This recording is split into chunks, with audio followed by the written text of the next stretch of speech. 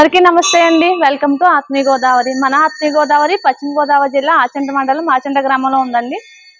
ఈ రోజు మన ఆత్మీయ గోదావరి శ్రీ ఉమా రామలింగేశ్వర స్వామివారి ఆలయం వద్ద ఉన్నాము. ఈ ఆలయంలో 11వ తారీఖు నుంచి 17వ తారీఖు వరకు శ్రీ చండీ సహిత మహారుద్రయాగాన్ని అయితే నిర్వహించబోతున్నారు. ఈ మహారుద్రయాగాన్ని శ్రీ ఉమా రామలింగేశ్వర వేద పాఠశాల నెలమూరు పెరుమంట మండలం చెందిన శ్రీ ఉమా రామలింగేశ్వర ట్రస్ట్ వారిచే నిర్వహించబడుతుందండి. ఇప్పటి వరకు ఈ ట్రస్ట్ ద్వారా 82 సార్లు శ్రీ చండీ సహిత మహారుద్ర యాగాలని నిర్వహించడం జరిగిందండి. 83వ యాగాన్ని ఆచంట గ్రామంలో నిర్వహించడం జరుగుతుంది. ఈ యాగాన్ని నిర్వహించేవారు శ్రీ జంజాల శ్రీనివాస సుబ్రహ్మణ్య శర్మ గారు. ఆయనచే ఈ యాగాన్ని ఈ 7 రోజుల పాటు చాలా బాగా నిర్వహించడం జరుగుతుంది. కావున ఈ కార్యక్రమానికి సంబంధించిన అనేక విశేషాల గురించి కూడా మనం గురువు గారిని అడిగి తెలుసుకునే ప్రయత్నం చేద్దాం.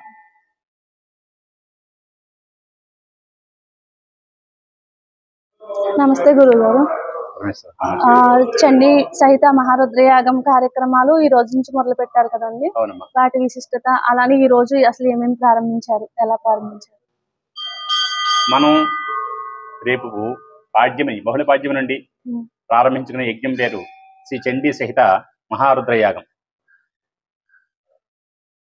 ఈ లోకంలో అత్యుత్తమైనటువంటి కర్మ యజ్ఞమే. యజ్ఞం కన్నా గొప్ప కర్మ లోకంలో పుట్టలేదు, పుట్టబడదు కూడా. వేదం ప్రమాణం ఏంటంటే యజ్ఞ వైజంత దేవాహ తాని ధర్మాన్ని ప్రథమాన్యాసం అని మనకి వేదం చెప్తోంది. ధర్మం అనే దాంట్లో అత్యుత్తమైంది, శ్రేష్టమైంది యజ్ఞమే. యజ్ఞం తర్వాత ఏదైనా చెప్పబడుతోంది. అటువంటి యజ్ఞాన్ని మనం ఎవరు నిర్వర్తిస్తారో వారు ధర్మాత్ములు. పురాణ కాలం నుంచి వేదకాలం నుంచి కూడా చతుర్వేదాలు యజ్ఞం గురించి చెప్తాయి. ప్రతి యుగంలో కూడా యజ్ఞాలు విరివిగా విస్తారంగా చేసేవారు. చక్రవర్తులు, రాజులు ఆ యజ్ఞాలు చేస్తూ ఉండేవారు. రాముడంతటి వాడు దేహం ధరించిన తర్వాత అని యజ్ఞాలు చేశాడు. దేహం ధరిస్తే దేవుడైనా సరే యజ్ఞం చేయవలసిందే. కాబట్టి యజ్ఞం లోకోత్తరమైంది, లోకహితమైంది.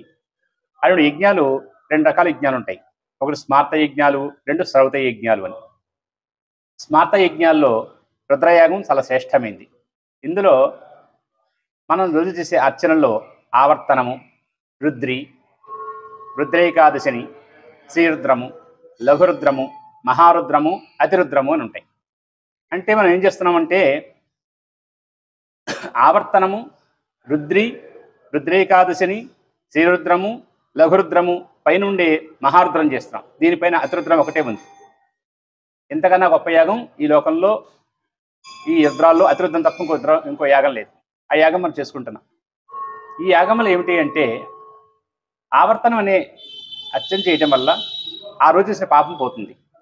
రుద్రి చేయటం వల్ల ఆ జన్మలు చేసిన పాపం పోతుంది.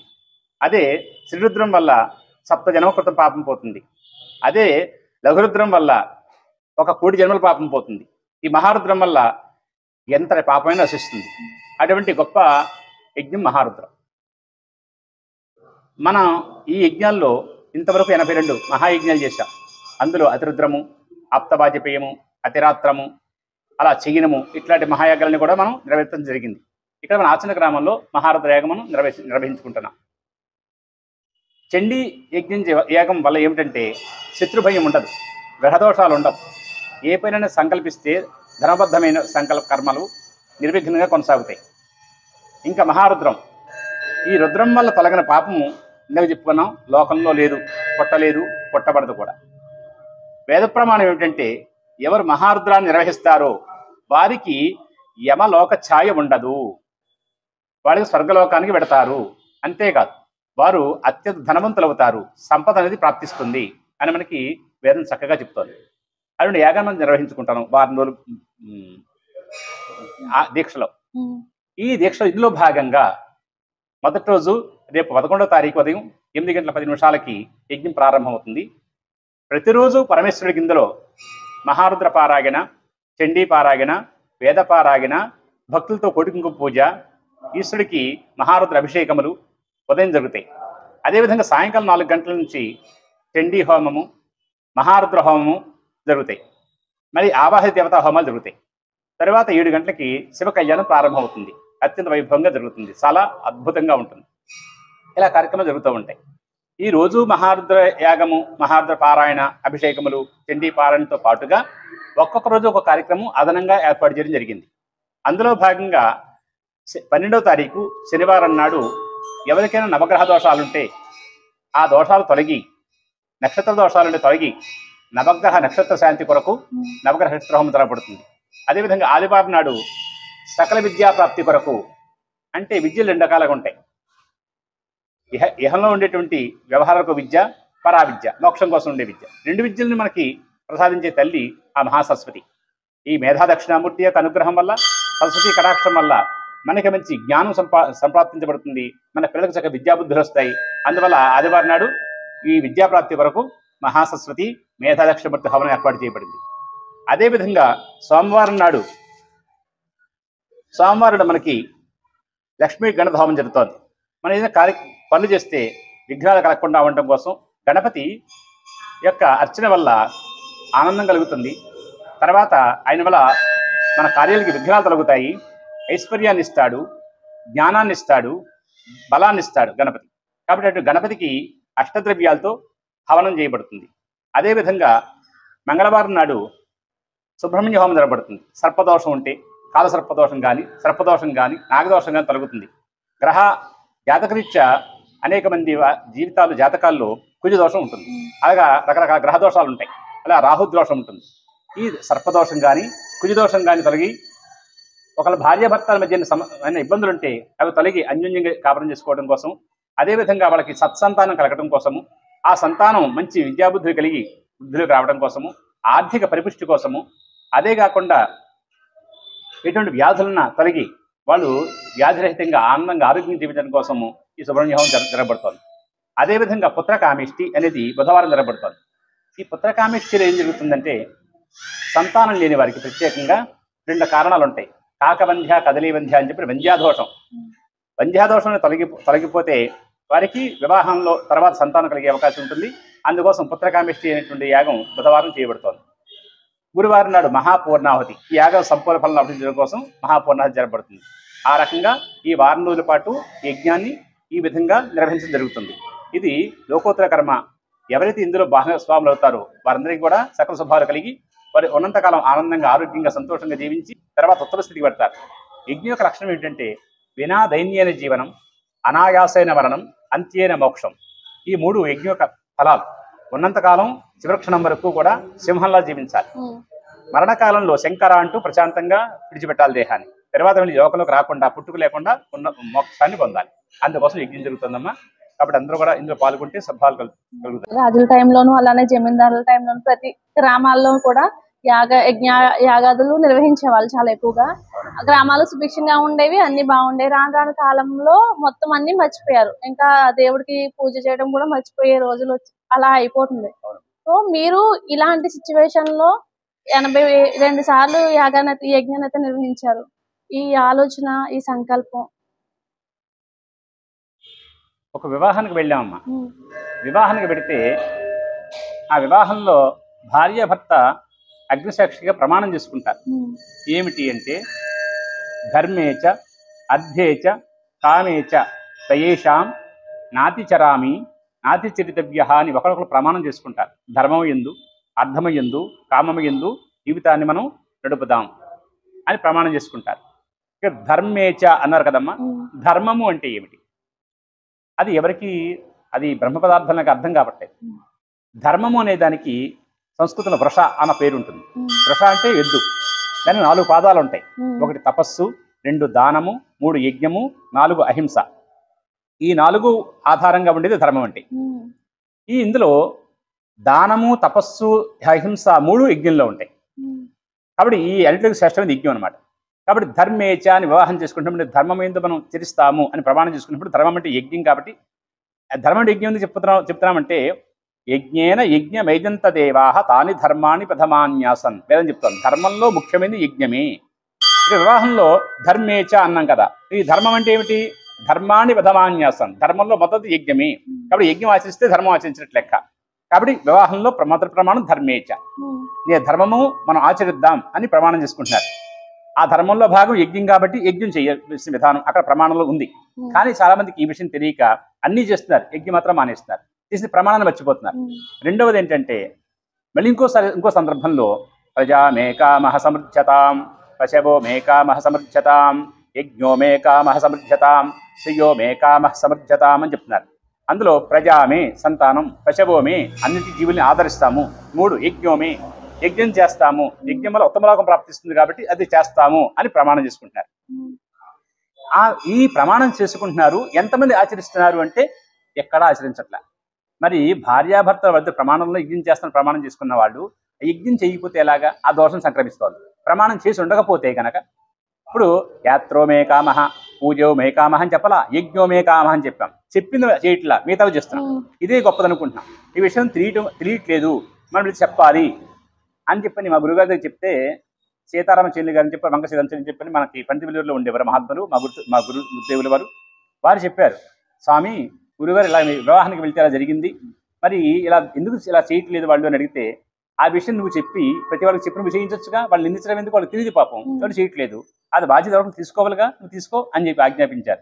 అప్పటి నుంచి మేము ప్రతి గ్రామం వెళ్ళి, అమ్మ యజ్ఞం లోకోత్తరమైనది, సకల దోషాలు పోగొడుతుంది, సకల పాపాలు పోగొడుతుంది, జన్మాంతర పాపాలతో పోగొడుతుంది, స్వర్గాన్ని ఇస్తుంది, మంచి జ్ఞానాన్ని ఇస్తుంది, కాబట్టి సత్కర్మ శ్రేష్టమైన కర్మ చేసుకోండి. ఇంతేకాదు సుమా, వివాహంలో భార్య భర్త ప్రమాణం చేసుకున్నారు, మీరు విధిగా ఆచరించాలి, మీరు ఆచరించకపోతే గనక అది దోషం సంక్రమిస్తోంది, అందుకే మీరు ఆచరించండి అని ప్రతి వాళ్ళకి చెప్పుకుంటూ, ఈ ప్రతి ఎవరికో చేయాలి కదా, ఎవరు చేయకుండా మీరు ప్రమాయిస్తే మేము చేయడం కాదు, మేము మీకు తెలియజేసి ఇది మీ విషయము మీరు చెయ్యాలి అని ఎవరో ఒకటి బాధ్యత తీసుకోవాలి. కాబట్టి ఆ బాధ్యత మా గురువుగారి ఆజ్ఞ వల్ల మేము వేసుకుని ఒక్కో గ్రామం వెళ్ళి ప్రతి వాళ్ళకి విషయం చెబుతూ అలా యజ్ఞం చేసుకుంటూ పెడుతున్నాం తల్లి. అదే ఎవరి ధర్మం వాళ్ళకి గుర్తు చేస్తున్నాం. ఇది నువ్వు ప్రమాణం చేసుకున్నావు, నువ్వు చేయవలసిన అవసరం ఉంది అని గుర్తు చేసి వాళ్ళకి గుర్తించిన వాళ్ళు వచ్చి పాల్గొంటారు, లేని వాళ్ళు మనమే చేయలేము. అలా చేసుకుంటూ పెడుతున్నామమ్మా. ఇప్పటికీ 25 సంవత్సరాల నుంచి మా ప్రయాణం కొనసాగుతోంది. ఈ వేళ మొదలెట్టింది కాదు, 20 సంవత్సరాల నుంచి. ఇప్పటికీ 82 మహాయజ్ఞాలు పూర్తయినాయి. ఇది 83వ మహాయజ్ఞం జరుగుతోంది. దీని తర్వాత అమరావతిలో చేయబోతున్నాం మా రాష్ట్రంలో పెద్ద యాగాన్ని. ఇలాగా రాష్ట్రంలో అందరికీ యజ్ఞం యొక్క ప్రాశస్త్యం తెలియాలి అని చెప్పడం కోసం తిరుగుతున్నాం తల్లి. గురుగారు, ఇప్పుడు మీరు ఆచంట్లో కూడా యాగం నిర్వహిస్తున్నారు కదా? అవును తల్లి. దీని ద్వారా ప్రజలకు మీరు ఏం తెలియజేయాలనుకుంటున్నారు? అది కాకుండా ఒక చిన్న డౌట్ ఏంటంటే, కొంతమందికి యజ్ఞంలో పాల్గొనే అవకాశం ఉండొచ్చు, లేకపోవచ్చు. చూసిన వాళ్ళకి కూడా ఫలితం ఉంటుందా యజ్ఞం చేసే వాళ్ళకే కాకుండా? మంచి ప్రశ్న. మేము ఇచ్చే సందేశం ఏం కాదమ్మా, మేము చెప్పాను ఇందాక, గుర్తు చేస్తున్నాము మీ బాధ్యతని, మీ కర్తవ్యాన్ని, మీరు అన్న మాటను గుర్తు చేస్తున్నాం. అగ్నిసాక్షిగా వివాహంలో మీరు ఏదైతే చెప్పారో అది మీరు నెరవేర్చుకోవాల్సిన అవసరం ఉంది, అది ప్రధానంగా చెప్తున్నాం. వేదకాలంలో అన్ని యజ్ఞాలే జరిగేవి. మీరు రామాయణం చూడండి, రాముడు ఎలా పుట్టాడు? పుత్ర కామేష్టి యజ్ఞం చేస్తే తండ్రి అందులో అగ్నిహోత్ర పాయసం ఇస్తే పుట్టాడు, అంటే యజ్ఞం నుంచి పుట్టాడుగా. అదే రాముడు తన రామాయణ కాలంలో 10,000 యజ్ఞాలు చేశాడు. ఆయన చివరి యజ్ఞం చేసి పురోడాశాన్ని వరుణ దేవుడికి ఇవ్వడం కోసం సరైన నదిలో వెళ్ళి ఆ పురోడాశం ఇచ్చి ఆయన నదిలో కలిసిపోయాడు. నిర్యాణం అలా జరిగింది. యజ్ఞంతో జన్మ, యజ్ఞంతో ఆయన నిర్యాణం జరిగింది. రాముడంతటి వాడు 10,000 యజ్ఞాలు చేసి దానికి యజ్ఞం పుట్టి యజ్ఞం ద్వారా ఆయన జీవితం చాలించాడు. అంత మహాత్ములే చేశారు. మనం ఆచరించాలి కదా. ధర్మం అనేది ఒక మార్గం. ఇది వాళ్ళు ఏర్పరిచి వెళ్ళారు ఒక మార్గాన్ని. ఇలా చెయ్యి, నేనంత వాళ్ళ చేశాను, నువ్వు కూడా చెయ్యి అనే మార్గం చూపించారు. మనం వాళ్ళు చెప్పిన మార్గంలో వెళ్ళాలి. ధర్మం అంటే ఎవరైతే మనకు మార్గం వేశారో మార్గం మనం వెళ్ళాలి, అది జీవితం అంటే. ఆ మార్గంలో మీరు వెళ్ళండి, మనం దైవ మార్గంలో వెళదాం, ధర్మ మార్గంలో వెళదాం, ఇది మార్గము, ఇది వేద విహితము, వేదం చెప్పింది మార్గాన్ని మనం ఆచరించాలి అనే విషయాన్ని గుర్తు చేస్తున్నాం తప్ప మీరు సందేశాలు ఇవ్వట్లేదమ్మా. మీరు వాగ్దానం చేస్తున్నారు, వివాహంలో వాగ్దానం చేసుకున్నారు, వేద ప్రకారంగా దేవతలకు హవిస్సులు ఇవ్వాలి, హవిర్భాగాలు ఇవ్వాలి. ఒక విగ్రహానికి ఉందనుకోండి, నైవేద్యం పెడితే మనమే తీసేసుకుంటాం. హవిస్సు ఎక్కడ పెడుతుంది? దేవత ఎక్కడ పెడుతోంది? అగ్నిముఖావై దేవాహ, దేవతలకు వాళ్ళని అగ్నిముఖంగా స్వీకరిస్తారు. కాబట్టి అగ్నిహోత్రం ఏర్పాటు చేసి దాంట్లో ఈ ప్రకృతిలో ప్రతి దేవతా రూపాన్ని కూడా మనం ఆవాహన చేసి దానికి హవిర్భాగం ఇవ్వాలి. అది నిజమైనటువంటి అర్చనంటే. అందుకని మనకి వేదం చెప్తుంది, ఓం ఇది ఏకాక్షం బ్రహ్మ అగ్నిర్దేవత అని చెబుతుంది. ఎవరైతే కనుక మోక్ష మార్గంలో వెళ్ళాలో, జ్ఞానం ఉంటాడు, వాడు అగ్ని దేవతగా ఉపాసన చేస్తాడు. అగ్ని ఆరాధన శ్రేష్టమైంది, అది యజ్ఞం అంటే. కాబట్టి యజ్ఞాన్ని గుర్తు చేస్తున్నాం అంతే అందరికీ. ప్రతి గ్రామం కూడా మీరు అగ్ని ఆరాధన చేయాలి. అందులో యజ్ఞము ముఖ్యమైనది. ఇంట్లో పూజ చేసే ముందు దీపారాధన వెలిగిస్తాం కదా, దీపారాధన చేయకుండా ఏది పూజన చేస్తామా? ఎప్పుడు చేయం. దీపారాధన అగ్ని ఆరాధనగా అక్కడ మొదలైంది. అది పెద్దగా ఉంటే అగ్నిహోత్రం, యజ్ఞం. ఆ రకంగా అందరికీ చెప్తున్నాము. దీనివల్ల సుభిక్షంగా ప్రపంచవ్యాప్తంగా వర్షం కురుస్తుంది. కృష్ణుడు భగవద్గీతలో చెప్పాడు, అన్నాద్భవంతి భూతాని పర్జన్యాదన్న సంభవ, యజ్ఞాద్భవతి పర్జన్యో యజ్ఞకర్మ సముద్భవ అని కృష్ణుడు చెప్పాడు. ఈ లోకంలో జీవులు ఆహారం నుంచి పుడుతున్నాయి. ఈ ఆహారం నీటి వల్ల ఆహారం తయారవుతుంది, నీరు వర్షం వల్ల వస్తుంది, వర్షం యజ్ఞం వల్ల వస్తుంది, యజ్ఞం చేసే కర్మ వల్ల వస్తుంది. కాబట్టి ఆ కర్మ శ్రేష్టమైనది. అంటే ఇక్కడ యజ్ఞం చేస్తే ఈ యజ్ఞ ఫలం, ఉదాహరణకి శ్రీశైలంలో కరెంట్ ఉత్పత్తి చేస్తున్నారు, ఇక్కడ కరెంట్ ఫ్యాన్ తిరుగుతాయి, లైట్ వెళ్తుంది. ఇక్కడ మనం జనరేట్ చేయొచ్చు ఆ పవర్ని, అక్కడ జనరేట్ చేస్తారు, ఫలం ఇక్కడ అనిపిస్తున్నాం. ఇక్కడ యజ్ఞం చేస్తే ప్రపంచవ్యాప్తంగా వర్షం కురుస్తుంది. ఈ వర్షం అడవుల్లో కురుస్తుంది అనుకోండి, అక్కడ కురిసిన వర్షం వల్ల అక్కడ విత్తనాలు అవన్నీ మొక్కలకి చెట్లకి నీరు దొరికి వాటి ఆహారం తయారు చేస్తాయి. అలా అడవుల్లో ఉండే చివరికి ఎరుగు దాకా ఆహారం లభిస్తుంది. అదే కొండల మీద కురిసింది అనుకోండి, అది నదులుగా వాగులుగా నదులుగా వచ్చి మన ఊళ్ళలోకి కాలువల ద్వారా వచ్చి మన పంట పొలాల్లో పండుతుంది, మనకు ఆహారం లభిస్తుంది. అంటే మనం యజ్ఞం చేయటం వల్ల ప్రపంచంలో ప్రతి ప్రాణికి కావలసిన ఆహారాన్ని మనం ఇస్తున్నాం. ఇంత గొప్ప పుణ్యం ఇంకోటి లేదు. ఎంత గొప్పవాడైనా ఆహారం తీసుకోవలసిందే. ఆహారం మన యజ్ఞంలో వస్తుంది అంటే యజ్ఞం వల్ల లోకాన్ని మనం పోషిస్తున్నాం అనమాట. దీనివల్ల ఇప్పుడు ఆహారం ఉంది, ఒక 10 బస్తాల పంట పండింది, దాన్ని అమ్మాను, డబ్బు వచ్చింది, దాంతో బట్టలు బంగారం ఇల్లు అన్ని కొనుక్కుంటున్నాను అంటే ఆర్థిక వ్యవస్థ వృద్ధి పొందుతోంది. అంటే యజ్ఞం వల్ల ఆహారము, తద్వారా ఆర్థిక శక్తి, దేహశక్తి, బుద్ధిశక్తి, ఎన్ని శక్తులు లభిస్తున్నాయి. అంటే లోకానికి మనం చేసే యజ్ఞం వల్ల లోకానికి మనం పోషిస్తున్నాము, లోకానికి మనం ఆధారం అవుతున్నాము. అంత గొప్ప కర్మ వల్ల మన పాపం నశిస్తుంది. అది మనకి మన బిడ్డల్ని కాపాడుతుంది, ధనం కాపాడుతుంది లేదని చెప్పలేని కానీ ధర్మం మాత్రం కాపాడుతుంది. ధర్మో రక్షిత. కాబట్టి ధర్మం రక్షిస్తుంది కాబట్టి ఆ ధర్మం మీరు ఆచరించండి, ఆ ధర్మం మిమ్మల్ని సర్వదా కాపాడుతుంది అని గ్రామస్తులకి మేము చెప్పే విషయం అదమ్మా. ఆ రకంగా చెబుతూ అందరూ రండి, అందరూ వచ్చి పాల్గొనండి. ప్రతిరోజు కుంకుమార్చనలు ఉంటాయి, కుంకుమార్చన చేసుకోవచ్చు, అభిషేకం అన్నీ ఉంటాయి, అని ప్రతి విషయాలు ఉంటాయి. కాబట్టి అందరూ వస్తే మీకు బాగా అర్థమవుతుంది. ప్రతి ఒక్కరూ కూడా మన జీవితంలో జరిగే అతి ముఖ్యమైన కర్మలో వచ్చి పాల్గొని ఆ యజ్ఞ ఫలాన్ని పొందవలసిందిగా విజ్ఞప్తి చేస్తున్నాం. ప్రతి ఒక్కరూ రావాలి, చిన్నవాళ్ళు పెద్దవాళ్ళు అన్ని వర్ణాల వాళ్ళు రావచ్చు. దైవం దగ్గరికి ఇటువంటి భేదం ఉండదు, అందరికీ ఆ అర్చించే అధికారం ఉంది. వాళ్ళు అందరూ వచ్చి పాల్గొనండి, ఈ శుభాన్ని పొందండి, యజ్ఞ ఫలం పొందని విజ్ఞప్తి చేస్తున్నాం. మనకి శివరాత్రి, నవరాత్రి ప్రతి ఏడు వస్తాయి, కానీ యజ్ఞ జీవితంలో ఒకసారి వచ్చింది. దీన్ని వినియోగించుకోవాల్సి అందరికీ విజ్ఞప్తి చేస్తున్నాం. ఇప్పుడు ఉన్న బిజీ షెడ్యూల్లో జనాలకి ఫస్ట్ రోజు నుంచి 7 రోజులు కూడా హాజరు కావాల్సిందేనా అండి? అలానే ఏ సమయానికి హాజరు కావాలి? యజ్ఞం రేపు 11వ తారీఖు ఉదయం 8 గంటల 10 నిమిషాలకు ప్రారంభమవుతుంది. ప్రారంభమైన తర్వాత అక్కడి నుంచి ప్రతిరోజు ఉదయం 9 గంటలకు స్వామివారికి సంకల్పం చెప్పబడుతుంది. తర్వాత రుద్రపారాయణ, చండీపారాయణ, వేదపారాయణ, కుంకుమార్చనలు, అభిషేకాలు జరుగుతూ ఉంటాయి మధ్యాహ్నం 1 గంట దాకా. మళ్ళీ 4 గంటల హోమాలు, 7 గంటల కళ్యాణం జరుగుతుంది. ఉదాహరణ మనం తిరుపతి వెళ్ళామనుకోండి, తిరుపతి వెళ్ళిన తర్వాత అన్నదానం 1000 రూపాయలు కడితే 10 మందికి భోజనం పెడతారు, అన్నదానం చేస్తారు అని ఒక బోర్డు ఉంటుంది. మనం 1000 రూపాయలు కట్టేశాం, మనం 1000 రూపాయలు కడితే 10 మందికి భోజనం పెడతాం కదా.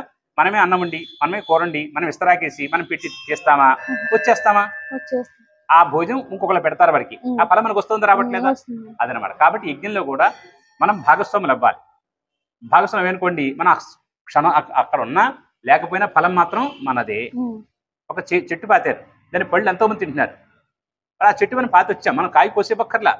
ఆ ఎవరికన్నా ఆ చెట్టు పండుతున్న వాడికి, ఆ చెట్టు వేసిన వాడికి పుణ్యం వచ్చేస్తారు. ఒక నూనె తవ్వాం, నీళ్ళు అందరూ తాగుతున్నారు, మన నీళ్ళు అందరూ పోయక్కర్లా, ఎవరు వచ్చి తాగినా పుణ్యఫలంలోకి వచ్చేస్తాం. అలా యజ్ఞం కూడా మనం భాగస్వాములు అయితే మనం ఎక్కడున్నా సరే ఆ ఫలం మనకు వస్తుంది. కానీ వచ్చి పాల్గొనే ప్రయత్నం చేస్తే, అవకాశం ఉంటే పాల్గొంటే కనుక అది అద్భుతంగా ఉంటుంది. ఎందుకంటే ఇక్కడ మంత్రోచ్చాటన వైభవంగా మంత్రాన్ని పారాయణ చేస్తారు, వేదపారాయణ. ఈ యజ్ఞంలో తప్ప విడిగా అంత పారాయణ అందరికీ అర్థమయ్యేలా చెప్పరు. ఈ యజ్ఞంలో మంత్రం వినటం వల్ల ఆహారం తింటున్నాం, ఆహారంలో పప్పు, కూర, పులుసు రకరకాలు ఉన్నాయి. అవి తింటున్నప్పుడు అందులో విటమిన్, కార్బోహైడ్రేట్లు, మినరల్స్ ఏమన్నా మనకు తెలియదు, కానీ తింటే శక్తి వస్తుంది. అలాగా మంత్రం వింటే బుద్ధికి శక్తి వస్తుంది, అన్నం తింటే ఒంటికి శక్తి వస్తుంది. ఆ మంత్రం వినటం వల్ల వాళ్ళకి ఎంతో శక్తి లభిస్తుంది. కాబట్టి రమ్మని చెప్తాం. రాలేకపోయిననుకోండి ఇబ్బంది ఏమి లేదు, ఆ ఫలితం మాత్రం తప్పకుండా వాళ్ళకి అందుతుంది.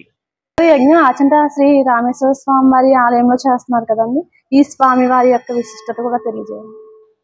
ఎంతో అదృష్టం అమ్మా, ఈ గ్రామస్తులు, ఈ పరిసర ప్రాంత వాసులు ఎంతో పుణ్యాత్ములమ్మా. ఎందుకంటే ఈ మన మహాక్షేత్రం ప్రాంతంలో జన్మించడం ఎంతో యోగ్యత, అదృష్టం ఉంటే కానీ జన్మ రాదు. ఎక్కడో కొండలో బతుకుతారు చాలా మంది, అనేక ప్రాంతాల్లో బతుకుతూ ఉంటారు. కానీ ఇలాంటి క్షేత్రం దగ్గర బతకటం, ఈ స్వామిని నిత్య దర్శనం చేసుకుంటూ స్వామిని దర్శిస్తూ, అర్చిస్తూ, పూజిస్తూ బతకటం ఎంతో పుణ్యం అమ్మా.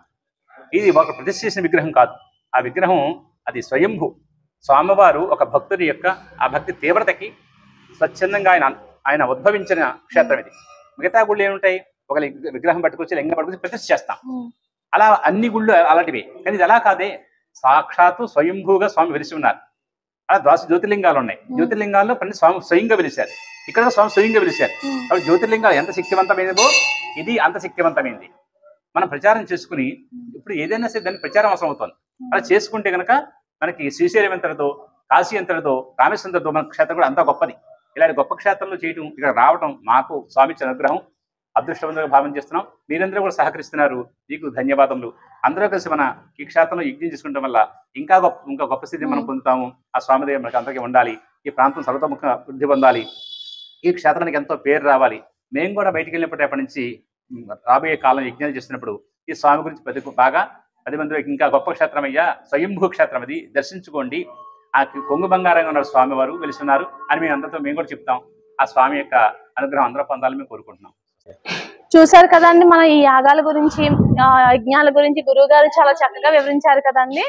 అలానే ఈ యాగానికి సంబంధించిన అనేక కార్యక్రమాలన్నింటినీ కూడా మన ఆత్మీయ గోదావరి ఛానల్లో చూడాలంటే కనుక ఆత్మీయ గోదావరి ఛానల్ ని లైక్ చేయండి, షేర్ చేయండి, సబ్స్క్రైబ్ చేయండి, కామెంట్ క్లిక్ చేయండి. మా నోటిఫికేషన్స్ మీ వరకు చేస్తాయి. ఆత్మీయ గోదావరి ఛానల్ను సబ్స్క్రైబ్ చేయండి, లైక్ చేయండి, షేర్ చేయండి.